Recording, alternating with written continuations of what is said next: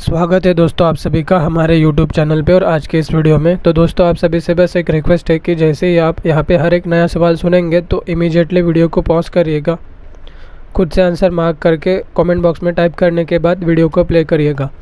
चलिए आज का वीडियो शुरू करते हैं। So the first question is the central administrative tribunal CAT exercises original jurisdiction in relation to recruitment and service matters of public servants belonging to। सो जो केंद्रीय प्रशासनिक न्यायाधिकरण है CAT, सो लोक सेवकों की भर्ती और सेवा मामलों के संबंध में अपने मूल अधिकार क्षेत्र का उपयोग करता है। सो यहाँ पे ये कौन कौन से ऐसे सेक्टर्स है जिनमें ये काम करता है। So here first is the civilian employees of defense services, रक्षा सेवाओं के नागरिक कर्मचारी। Second the officers of the supreme court, सर्वोच्च न्यायालय के अधिकारी। Third all India services, Akhil Bharatiya सेवाएं। Fourth secretarial staff of the parliament, संसद का सचिवीय कर्मचारी। फिफ्थ स्टेट गवर्नमेंट एम्प्लॉयज़, राज्य सरकार के कर्मचारी। हमें बताना है इनमें से कौन सा सही है। So here first is correct and third is correct. Second, fourth and fifth are not included under central administrative tribunal. So answer is A, first and third only. चलिए देखते इसे और थोड़ा डिटेल में। तो देखिए यहाँ पे हमें पता है कि जो its jurisdiction extends to here and however the members of the defense forces, ठीक है, जो डिफेंस फोर्सेस के मेंबर्स है और फिर ऑफिसर्स है, सर्वेंट्स ऑफ सुप्रीम कोर्ट जो है मतलब जो सर्वोच्च न्यायालय के अधिकारी और सेवक, and the secretarial staff of the parliament are not covered by it. तो देखिए यहाँ पे जो रक्षा बलों के सदस्य, सुप्रीम कोर्ट के अधिकारी और सेवक और संसद के सचिवीय कर्मचारी इसके दायरे में नहीं आते हैं। सो ये केंद्रीय कैट सेंट्रल एडमिनिस्ट्रेटिव ट्रिब्यूनल के अंदर नहीं आते। तो कौन आते हैं देखिए। So CAT exercises original jurisdiction in relation to the recruitment and all service matters of public servants covered by it. तो इसके अधिकार क्षेत्र में जो आते हैं उनकी भर्ती और उनके सभी सेवा क्षेत्र में इसके मूल अधिकारों के संबंध में उसका उपयोग करता है। So now its jurisdiction extends to all India services, central civil services, civil post under the centre and civilian employees of defence services.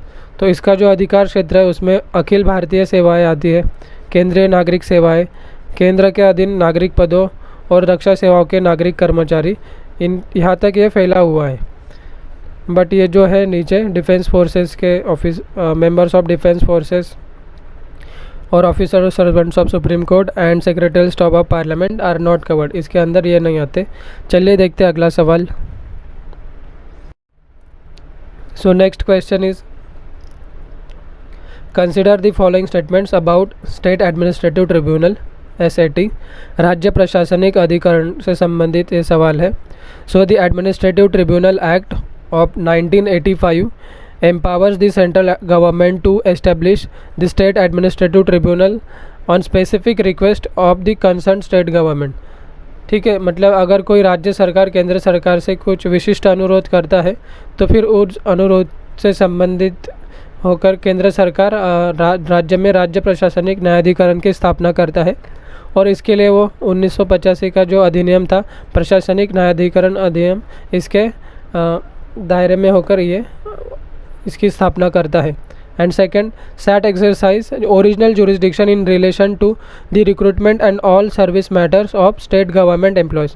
तो SAT जो है वो राज्य सरकार के कर्मचारियों के भर्ती और सभी सेवा मामलों के संबंध में मूल अधिकार क्षेत्र का उपयोग करता है। हमें बताना है नॉट करेक्ट, मतलब यहाँ पे गलत कौन सा है। So here first is correct, second is also correct.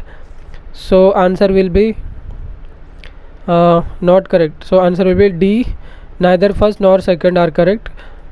यहाँ पे कोई भी गलत नहीं है, दोनों सही है। चलिए देखते हैं इसे और थोड़ा डिटेल में। देखिए यही है इसमें कि the administrative tribunals act of 1985 empowers the central government to establish the state administrative tribunal. ठीक है, तो ये जो है 1985 का प्रशासनिक न्यायाधिकरण अधिनियम, उसके बेसिस पे केंद्र सरकार किसी राज्य में राज्य प्रशासनिक न्यायाधिकरण की स्थापना करता है और फिर उसमें ऑल सर्विस मैटर, सभी सेवा क्षेत्र और भर्ती से संबंधित है उस राज्य के, तो उसमें ये एसएटी अपना मूल अधिकार को यूज़ करता है। तो दोस्तों अगर आपको ये वीडियो पसंद आ रहा है प्लीज़ इसे लाइक कीजिए, हमारे चैनल यूट्यूब चैनल को प्लीज़ सब्सक्राइब कीजिए और ऐसे वीडियोस पाने के लिए बेल आइकॉन पे भी क्लिक करिए। चलिए देखते हैं अगला सवाल। So now next question is consider the following statements about national investigation agency NIA, राष्ट्रीय जांच एजेंसी जो है उससे संबंधित ये सवाल है। So the first statement says the NIA was created by an act of the parliament following Mumbai terror attack of November 2008। तो नवंबर 2008 में मुंबई जो टेरर अटैक हुआ था उसके बाद एक संसद के अधिनियम के द्वारा NIA को स्थापन किया गया था, बनाया गया था। And second, the NIA deals with the offences under certain laws which also includes among them Atomic Energy Act 1962। तो NIA कुछ कानूनों के तहत अपराधों की जांच करता है और जिसमें परमाणु ऊर्जा अधिनियम 1962 भी शामिल है। तो हमें बताना यहाँ पे करेक्ट यानी कि सही कौन सा है। So here first is correct, second is also correct, so answer will be C, both first and second are correct. चलिए देखते हैं इसे और थोड़ा डिटेल में। तो यही है कि NIA deals with the offence under certain laws which also includes among them atomic energy act 1962। तो जो कुछ अपराधों से संबंधित जांच करता है NIA, तो उसमें परमाणु ऊर्जा अधिनियम 1962 भी शामिल है। और ये हमें पता है कि NIA की जो स्थापना हुई थी वो Mumbai, it was created by an act of parliament following Mumbai terror attack of November 2008। तो मुंबई में आतंकवादी हमले के बाद इसे बनाया गया था और संसद के एक अधिनियम द्वारा नवंबर 2008 में इसको बनाया गया था। चलिए देखते हैं इसे। सॉरी, मुंबई का जो नवंबर 2008 का अटैक हुआ था उसके बाद इसे बनाया गया था, ना कि नवंबर 2008 में। चलिए देखते हैं अगला सवाल। So next question with reference to the Central Bureau of Investigation CBI, consider the following statements। केंद्रीय जांच ब्यूरो से संबंधित ये सवाल है। So the first is the CBI is not a statutory body। CBI एक सांविधिक निकाय नहीं है। Establishment of the CBI was recommended by the Santhanam Committee on Prevention of Corruption। तो भ्रष्टाचार निरोधन से संबंधित जो संथनम समिति थी उसके द्वारा CBI की स्थापना की सिफारिश की गई थी। हमें बताना है करेक्ट यानी कि सही कौन सा है। So here first is correct, second is also correct, so answer will be C, both first and second are correct। चलिए देखते हैं इसे और थोड़ा डिटेल में। तो देखिए यहाँ पे जो CBI है, it derives is powers from Delhi special police establishment act 1946। तो यहाँ पे इसकी जो अपनी शक्तियाँ है CBI की वो कहाँ से आई है, पुलिस स्थापना अधिनियम 1946। ठीक है, दिल्ली विशेष पुलिस स्थापना अधिनियम, Delhi special police establishment act. और हमें पता है कि the CBI is not a statutory body, CBI एक संवैधानिक निकाय नहीं है।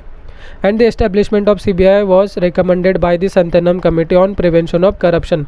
तो जो संथनम समिति थी जिसको भ्रष्टाचार निवारण के लिए स्थापित किया गया था, उसके रिकमेंडेशन पे ये बनाया गया था CBI। चलिए देखते हैं अगला सवाल। सो दोस्तों अगर आपको वीडियो पसंद आ रहा है प्लीज़ इसे लाइक कीजिए, हमारे चैनल को प्लीज़ सब्सक्राइब कीजिए और ऐसे वीडियोस पाने के लिए बेल आइकॉन पे प्लीज़ क्लिक करिए। चलिए देखते हैं अगला सवाल। So next question is consider the following in regard to the powers and actions taken by state human rights commission. तो जो राज्य मानवाधिकार आयोग है उसके द्वारा ली गई शक्ति और कार्यों के संबंध में विचार करें। So first, a state human rights commission can inquire into violation of human rights only in respect of subjects mentioned in the state list and the concurrent list of the 7th schedule of the constitution. तो राज्य मानवाधिकार आयोग है वो क्या है, उसमें राज्य सूची और संविधान की 7वीं अनुसूची के जो समवर्ती सूची में उल्लेखित विषय उनके संबंध में ही मानवीय अधिकारों के उल्लंघन पे उसकी जांच करता है। So, and next is the chair person and members of State Human Rights Commission are appointed and removed by governor. तो राज्य मानवाधिकार आयोग के जो अध्यक्ष हैं और सदस्य हैं उनको राज्यपाल द्वारा नियुक्त किया जाता है और उनके द्वारा ही हटाया जाता है। हमें बताना यहाँ पे करेक्ट यानी कि सही कौन सा है। So here first is correct but second is wrong, so answer will be A, first only is correct. चलिए देखते हैं इसे और थोड़ा डिटेल में। So see here, although the chairperson and members of State Human Rights Commission are appointed by the governor but they can be removed only by the president। ठीक है, तो हालांकि राज्य मानवाधिकार आयोग के जो अध्यक्ष है और सदस्य हैं उनकी नियुक्ति कौन करते हैं, राज्यपाल करते हैं, पर उन्हें अगर पद से हटाना है तो फिर उसके लिए राष्ट्रपति द्वारा ही वो किया जा सकता है। And a state human rights commission can inquire into violation of human rights only in respect of subjects mention in state list. मतलब जो राज्य सूची में विषय है उनसे संबंधित। And the concurrent list of 7th schedule of constitution. Concurrent list mean समवर्ती सूची, तो किसकी, जो 7वीं अनुसूची है उसकी समवर्ती सूची में जो विषय है उनसे संबंधित अपने संविधान की 7वीं अनुसूची में जो समवर्ती सूची है उसमें उल्लेखित विषय और राज्य सूची में उल्लेखित विषय, इनसे संबंधित जो अधिकार है उनका ही अगर उनका उल्लंघन हुआ तो उनसे रिलेटेड ही इसमें राज्य मानवाधिकार आयोग जांच करेगा। तो चलिए दोस्तों, आज के इस वीडियो में इतना ही। जल्दी हम मिलेंगे नेक्स्ट वीडियो में। अगर आपको ये वीडियो पसंद आया है प्लीज़ इसे लाइक कीजिए, हमारे चैनल को प्लीज़ सब्सक्राइब कीजिए और ऐसे वीडियोस पाने के लिए बेल आइकॉन पर क्लिक कीजिए। जल्दी मिलेंगे हम नेक्स्ट वीडियो में। तब तक के लिए आपने हमारे चैनल के लिए जो स्ट्रॉन्ग सपोर्ट बना के रखा है इसलिए आप सभी का बहुत बहुत धन्यवाद।